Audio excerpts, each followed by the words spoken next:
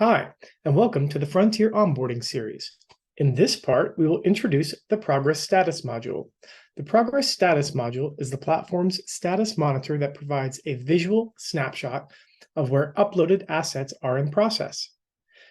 You can view uploaded materials, 3D materials, and even Excel files in total.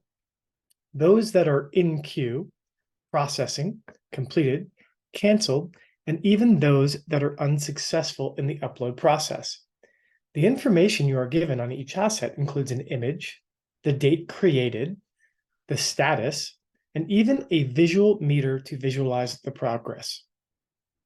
You may also view the asset in detail by clicking the View Asset button. You can filter out assets by date range by clicking the filter funnel.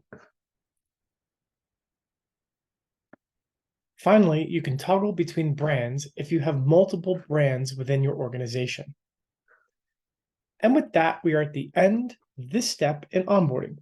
We hope you learned a little bit about the Progress Status module. If you have any questions, comments, or concerns, feel free to reach out to support@Frontier.cool. Thanks for watching, good luck, and enjoy your Frontier experience.